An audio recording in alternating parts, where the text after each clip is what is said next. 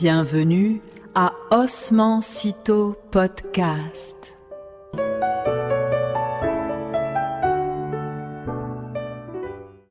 Para la mente curiosa que siempre busca ir, un poco más allá de la historia oficial, la misión de hoy es absolutamente fascinante. Totalmente. Y hay muchísimo material que revisar. Muchísimo. Tenemos sobre la mesa una enorme cantidad de documentos históricos, ensayos, correspondencia, que detallan la Europa del siglo XVIII.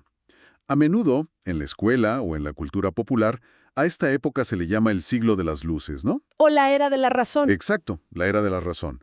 Se nos presenta como si, digamos, de repente la humanidad hubiera encontrado el interruptor de la luz y ¡pum!, todo se hubiera vuelto claridad matemática, lógica impecable y un progreso ininterrumpible. Como si el pasado oscuro simplemente hubiera desaparecido de un día para otro. Así nos lo pintan. Pero el objetivo de esta inmersión profunda es raspar esa superficie tan pulida. Vamos a revelar las grietas, las pasiones ocultas y las inmensas contradicciones de una época asombrosa. Bueno, vamos a desempacar esto paso a paso. Y es vital hacer esa pausa y raspar la superficie. Porque, a ver, la historia humana casi nunca opera como una línea recta de progreso continuo. Casi nunca. Al sumergirnos en esta época, lo que realmente emerge de los registros es un panorama de una Europa profundamente atrapada.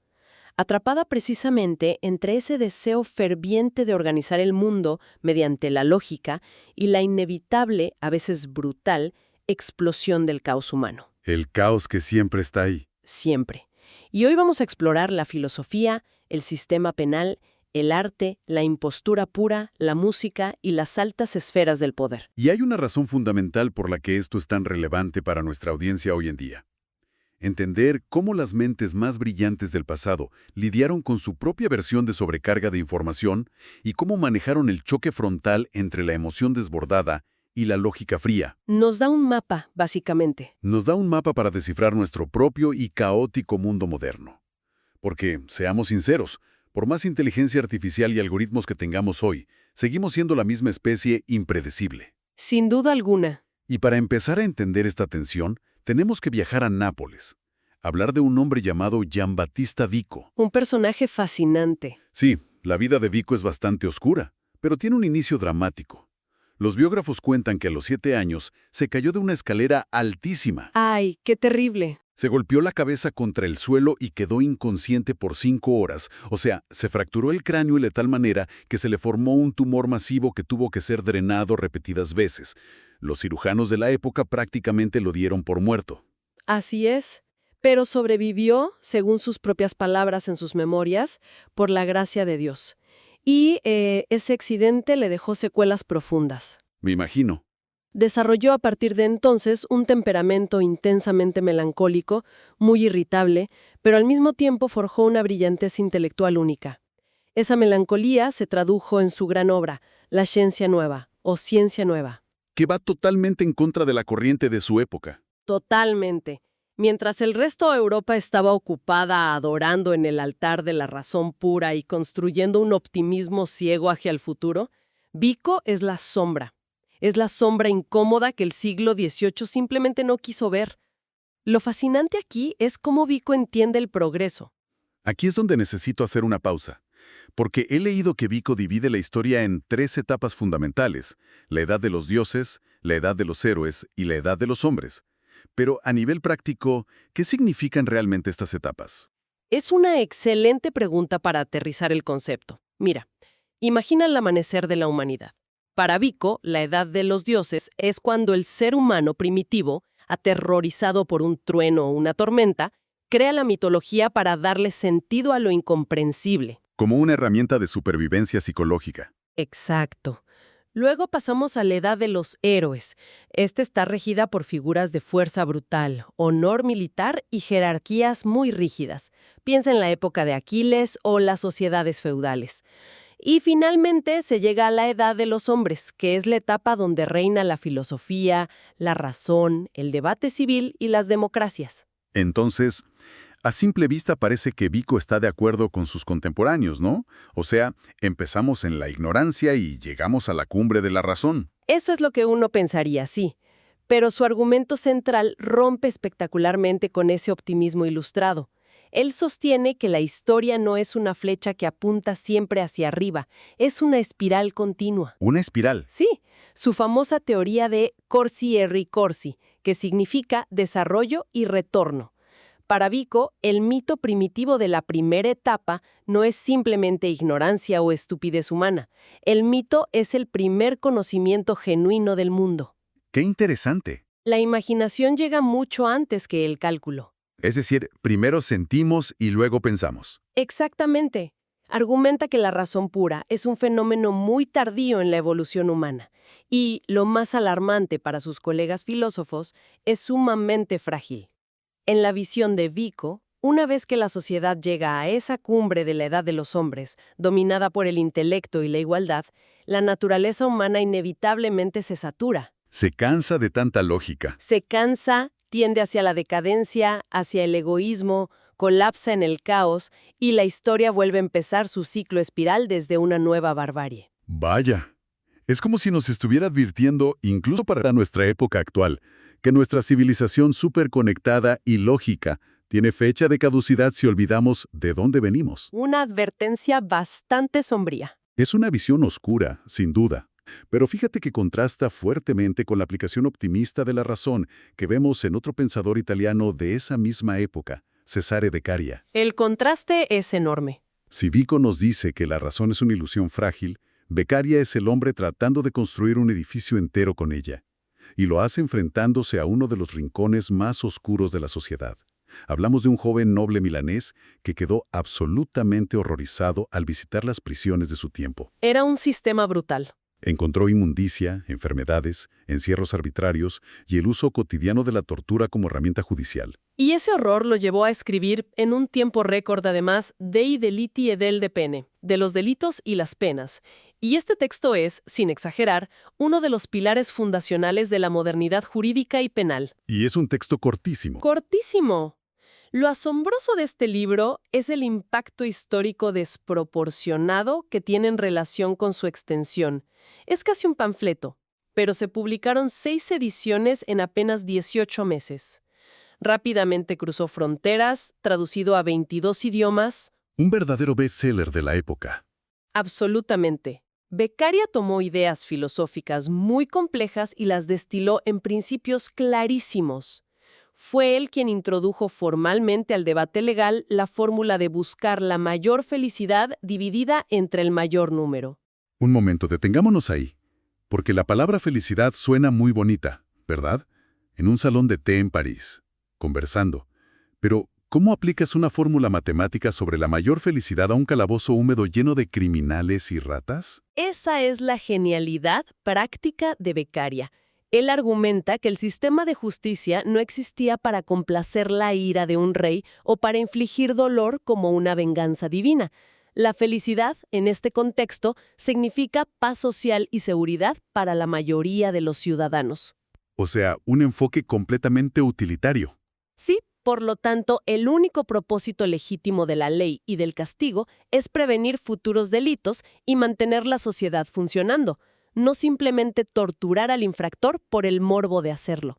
El castigo debe ser proporcional al daño social, no a la furia del juez. Entonces, si el objetivo ya no es la venganza ciega, las conclusiones a las que llega son demoledoras, porque abogó enérgicamente por abolir la tortura, utilizando pura lógica deductiva. Una lógica impecable, de hecho. Argumentaba algo tan evidente que resulta increíble que no se aplicara antes. Decía que bajo la agonía de la tortura, un inocente con nervios débiles va a confesar cualquier crimen con tal de que pare el dolor. Claro, confiesas lo que sea. Lo que sea, mientras que un asesino endurecido y resistente al dolor físico podría soportarlo y ser declarado inocente. La tortura no descubre la verdad. Solo mide la resistencia física. Exacto, solo mide la resistencia al dolor. Esa deducción lógica sacudió los cimientos del derecho europeo. Además, Beccaria exigió la abolición de la pena de muerte. Argumentó que el Estado no puede prohibir el asesinato y al mismo tiempo cometerlo legalmente para dar el ejemplo. Es una contradicción enorme. Es la ilustración en su máxima expresión práctica. Tomar la luz de la razón para limpiar los rincones más inhumanos de la civilización. Pero claro, Escribir un libro brillante es una cosa. Convencer a reyes absolutistas de que cambien las reglas del juego es otra muy distinta. Uy, sí, la política siempre complica las cosas. Y aquí es donde la historia se pone fascinante a nivel político.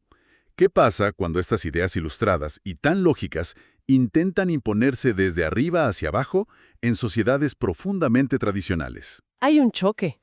Y para responder a eso, tenemos que trasladarnos a Austria. Porque este concepto del absolutismo ilustrado causó literalmente una guerra ideológica dentro de una misma familia imperial. Hablamos del profundo conflicto entre la gran emperatriz María Teresa de Austria y su hijo, y eventualmente cogobernante, José II. ¿Qué historia esa? Es uno de los dramas políticos más reveladores de la época, porque encarna la colisión de dos formas de entender el poder y dos temporalidades distintas para el cambio social. Las cartas entre ambos son impresionantes. María Teresa era una figura imponente. Gobernaba un vasto imperio, devota católica, inmensamente pragmática y, por si fuera poco, madre de 16 hijos. ¡16 hijos! ¿Y gobernando un imperio? Increíble. Los archivos históricos muestran una dualidad impresionante en su forma de reinar, porque, por un lado, era tan microgestora de la moralidad que emitía leyes sobre la longitud exacta de las faldas para proteger el pudor en las calles de Viena. Midiendo centímetros. Exacto, midiendo faldas.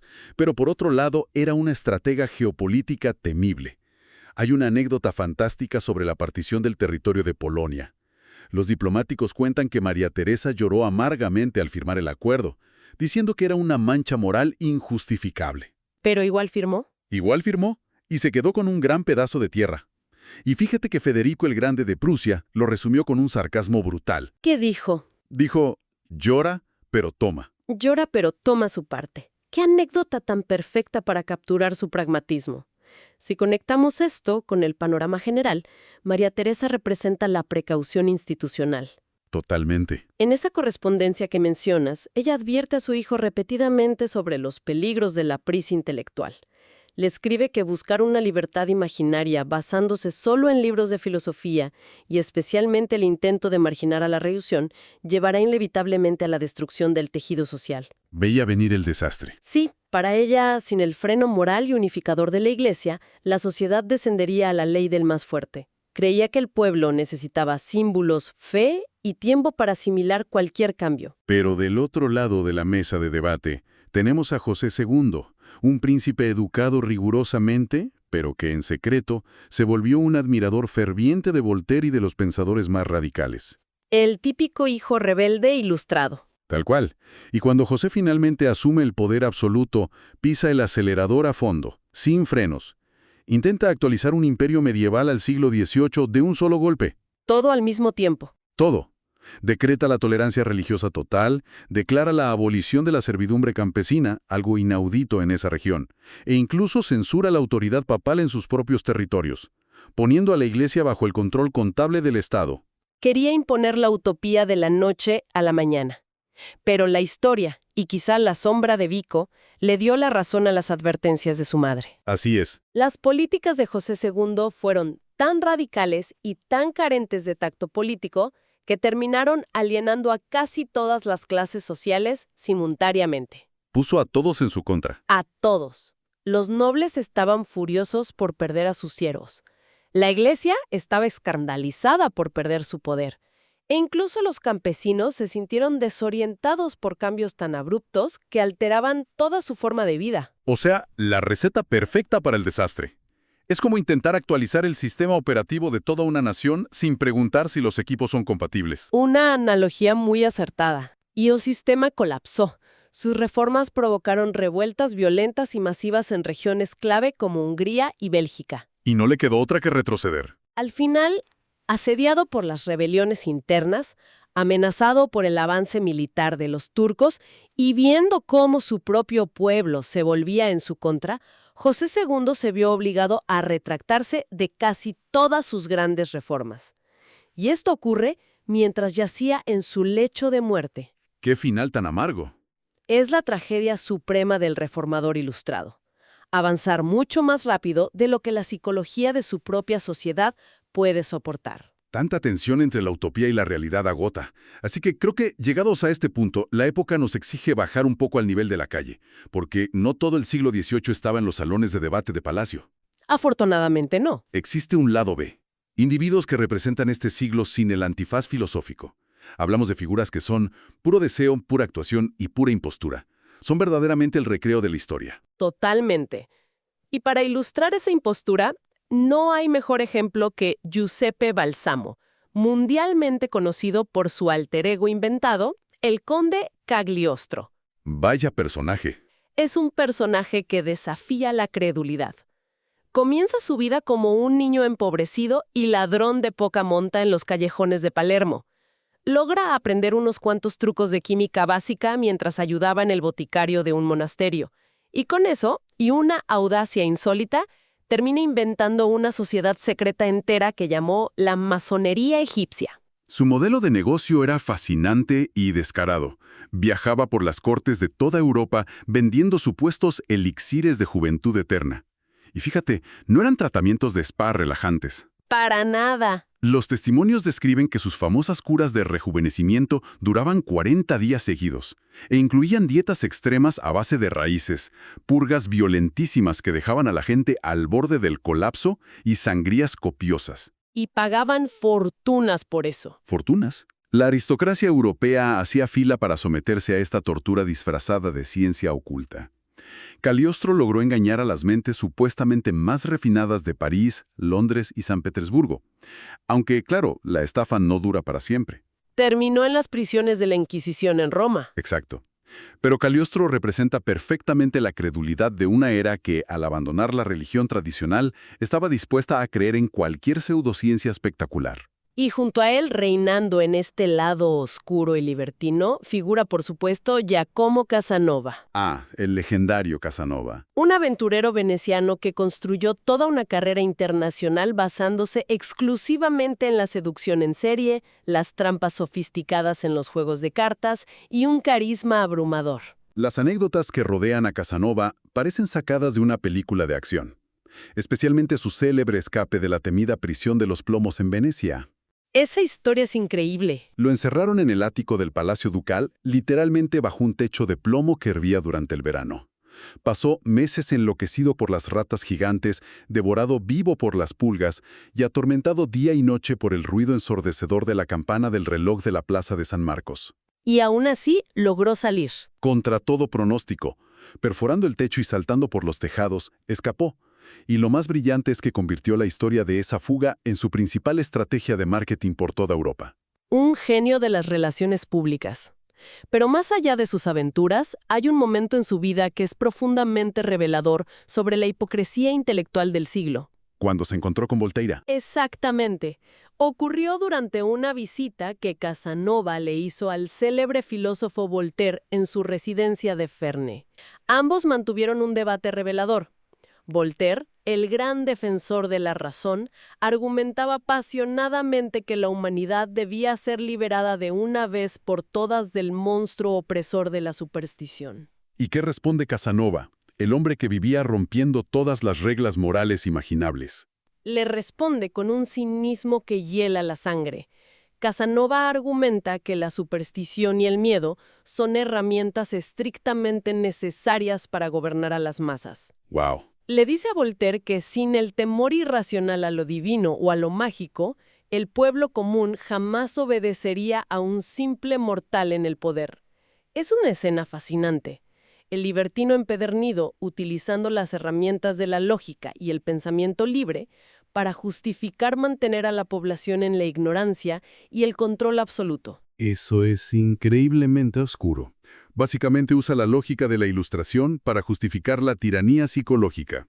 Y hablando de lo oscuro y de mirar la realidad sin filtros, aquí es donde se pone realmente interesante. Vamos a hablar de arte. Es momento de que la historia del arte entre en escena. Porque toda esta hipocresía, esta grieta entre las grandes ideas luminosas y las pasiones humanas descontroladas, necesitaba un espejo. Y ese espejo fue un pintor español, Francisco de Goya y Lucientes. Goya. Goya es una figura que frustra a los críticos porque no encaja en ninguna caja. No es el típico pintor ilustrado de academia, pero tampoco llega a ser un romántico desbocado. Él habita exactamente en la grieta entre ambos mundos. Es una excelente forma de describirlo. Goya es el sitio donde el siglo XVIII se mira finalmente al espejo y siente repulsión por lo que ve. Repulsión pura. El arco evolutivo de su vida es probablemente uno de los más dramáticos en la historia del arte. Si analizamos sus inicios, su cenit, lo encontramos firmemente posicionado en la luz. Es el exitoso pintor de la corte española.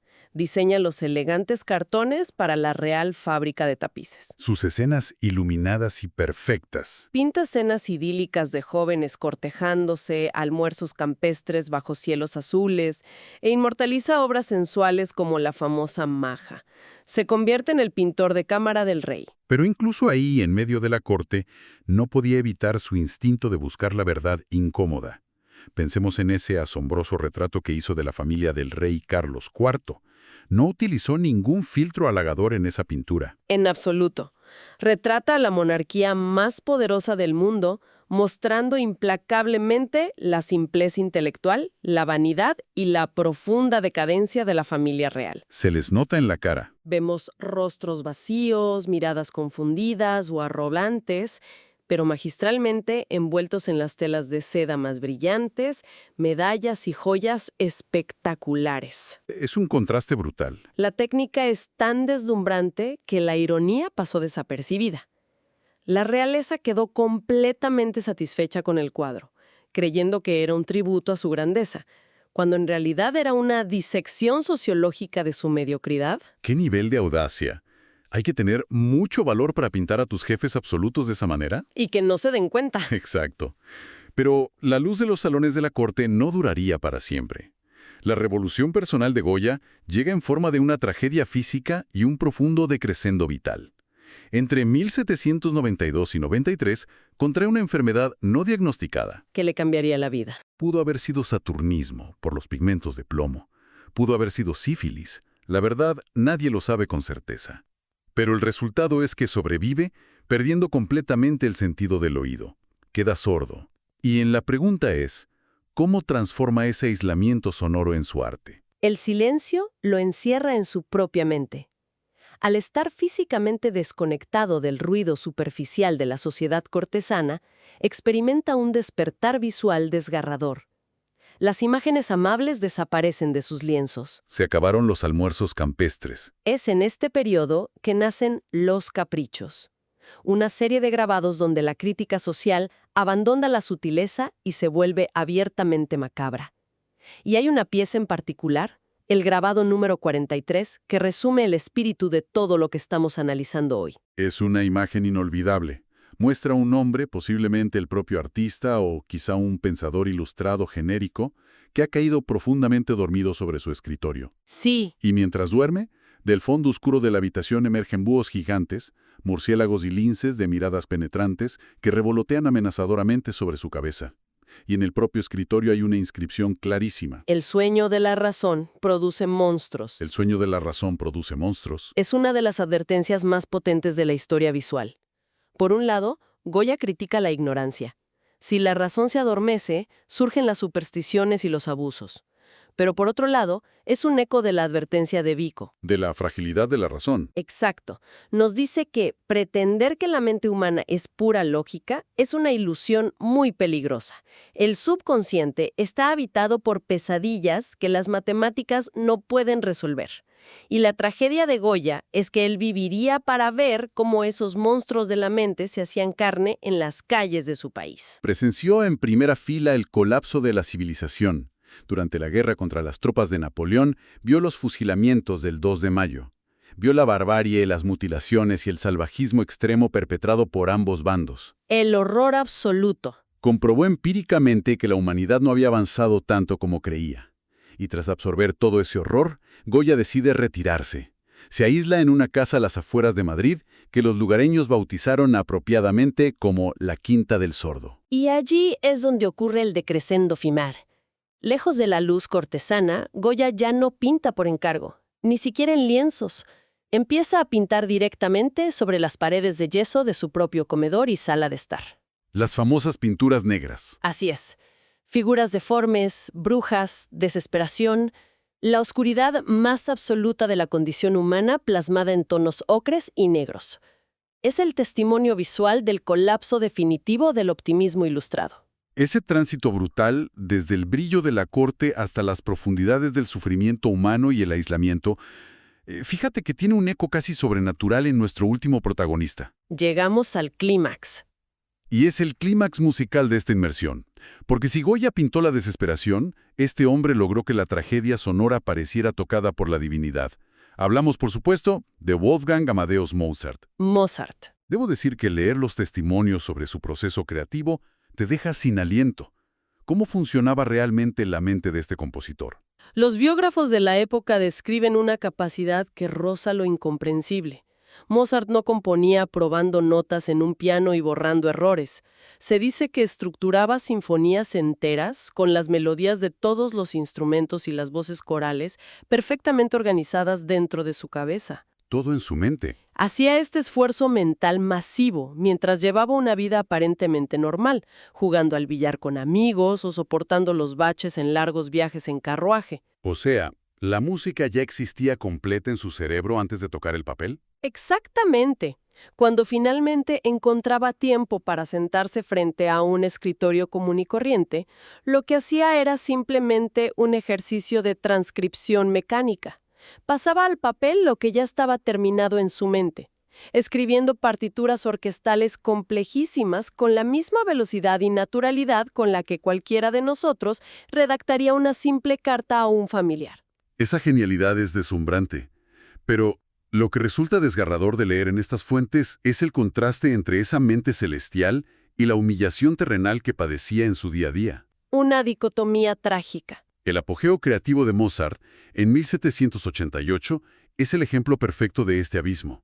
Porque mientras su música alcanzaba la inmortalidad, él estaba hundido en la más absoluta miseria económica en Viena. Pasando necesidades básicas. Los registros conservan cartas verdaderamente patéticas que le enviaba a sus conocidos, como al comerciante Michael Puchberg, rogándole de manera desesperada pequeños préstamos de florines, solo para poder alimentar a su familia y pagar la constante atención médica de su esposa. Y es precisamente en medio de esa asfixia financiera, rodeado de deudas y de angustia, cuando en el transcurso de un solo y caluroso verano, en apenas 3 meses de ese mismo año, Mozart compone sus 3 últimas y mayores sinfonías. ¿En 3 meses? 3 meses. Hablamos de la Sinfonía número 39, la inmensamente melancólica número 40 y la grandiosa y compleja Júpiter. 3 pilares de la música occidental paridos en 90 días de pobreza extrema. Y no olvidemos que esta es la misma etapa de su vida donde entrega a la humanidad obras maestras teatrales definitivas. Hablamos de las bodas de Fígaro, Don Giovanni y, poco después, La flauta mágica. Una producción inalcanzable. Es como si la corriente de su música fluyera de una fuente inagotable, completamente indiferente al sufrimiento físico y económico del cuerpo que la albergaba. Pero ese cuerpo, eventualmente, iba a cobrar factura. Y todo esto nos arrastra al punto más bajo de su historia, a la catástrofe final en 1791. Su año final. Los análisis médicos retrospectivos de sus síntomas sugieren fuertemente que Mozart sufrió una insuficiencia renal terminal. Sus riñones dejaron de funcionar. Los testimonios describen cómo sus manos y sus pies se hincharon horriblemente, al punto de que apenas podía moverse en la cama. Qué doloroso debió ser. Y es en este estado de extrema fragilidad física y de mucha vulnerabilidad emocional cuando la realidad toma tintes de ficción gótica. Es la famosa visita del extraño, ¿no? Sí, un mensajero anónimo, vestido de gris, llama a su puerta y le entrega un encargo muy peculiar: componer una misa de requiem para un noble misterioso, exigiendo que Mozart mantenga el trabajo en absoluto secreto. Y para una mente que ya estaba debilitada, asustada y febril por la infección. Este encargo fue el empujón hacia el abismo psicológico. Mozart se obsesiona y se convence a sí mismo de que el extraño es un mensajero de la muerte y de que está componiendo en secreto la música para su propio funeral. Trabajaba día y noche en eso. Trabaja compulsivamente, dictando notas desde su lecho de enfermo. Hay un relato presencial profundamente conmovedor sobre sus últimos días. Unos cuantos cantantes y amigos Se reúnen alrededor de su cama para intentar ensayar las partes vocales del Requiem que ya había logrado terminar. Y cuando el grupo empieza a entonar los primeros compases de la sección del Lacrimosa, Mozart se quiebra, rompe a llorar incontrolablemente, abrumado por la belleza de su propia creación y por la certeza absoluta de que la muerte se lo llevará antes de poder terminarla. Muere poco después, con apenas 35 años de edad. y la ironía que cierra esta historia es devastadora. El hombre que compuso la música más sublime de la civilización occidental, un genio incomparable, es arrojado a una fosa común a las afueras de Viena, junto a los cadáveres de otros indigentes de la ciudad, sin que nadie coloque una sola cruz o lápida que marque el lugar de su descanso. Si analizamos la obra y el final de Mozart, vemos cómo su vida encapsula a la perfección el fin de toda una era. Simboliza el colapso del viejo sistema aristocrático de patrocinio cortesano que dominó el siglo, pero simultáneamente representa la cúspide inalcanzable de un arte que logra elevarse y trascender por completo la miseria y el sufrimiento humano temporal. Entonces, después de recorrer este camino tan intenso, ¿qué significa verdaderamente todo esto? Al revisar todos estos testimonios y documentos sobre el siglo XVIII, para quienes nos escuchan queda clarísimo que esta no fue únicamente una época de intelecto ordenado, de salones de mármol y pelucas cuidadosamente empolvadas. Definitivamente no. Fue una época salvajemente atormentada por sus propias contradicciones internas. Fue el escenario dinámico donde coexistió el intento luminoso y lógico de Beccaria por humanizar las leyes con las oscuras y aterradoras pesadillas que Goya pintó en las paredes de su aislamiento. Esas dos caras de la misma moneda. Y es el mismo mundo que presenció el choque frontal entre el pragmatismo cauteloso de la emperatriz María Teresa y la fiebre impaciente idealista de su hijo José II. La política y la utopía estrellándose. Un siglo que aplaudió simultáneamente las estafas descaradas y pseudocientíficas de Cagliostro, y que a la vez sirvió de cuna a la divinidad milagrosa de la música de Mozart. Y todo esto no es solo historia antigua, es un espejo de nuestra propia naturaleza. Y de hecho, esto plantea una pregunta importante para quienes nos escuchan hoy, en nuestro propio tiempo. A ver, ¿cuál es esa pregunta? Hemos visto las graves tensiones que ocurren cuando se intenta suprimir lo humano en favor de la razón pura. Si el viejo filósofo Vico tiene razón y la historia realmente se mueve en esas espirales inevitables, y si Goya estaba en lo cierto al advertirnos visualmente que el sueño de la razón produce monstruos, ¿qué clase de monstruos invisibles estamos incubando hoy en día? Con toda la tecnología. Exacto. En nuestra era moderna, obsesionada con optimizarlo todo mediante algoritmos fríos, inteligencia artificial y una sobrecarga de información constante, estamos quizás durmiendo ese mismo sueño lógico de la ilustración. Estamos ignorando por completo las pasiones humanas, la irracionalidad y los impulsos caóticos que laten impacientes justo por debajo de nuestras pantallas luminosas. Es una reflexión muy profunda para llevarnos a casa. El pasado, con todas sus genialidades y sus horrores, siempre tiene una forma de mirarnos fijamente a los ojos desde la distancia. La lección aquí, para nuestra audiencia, es no conformarnos con la versión simplificada de la historia. Hay que escarbar. Hay que seguir cuestionando lo que nos cuentan, seguir buscando ansiosamente esas grietas fascinantes en las narrativas oficiales y, por encima de todo, mantener una mente dispuesta a dejarse sorprender. Gracias por acompañarnos y hasta la próxima inmersión profunda.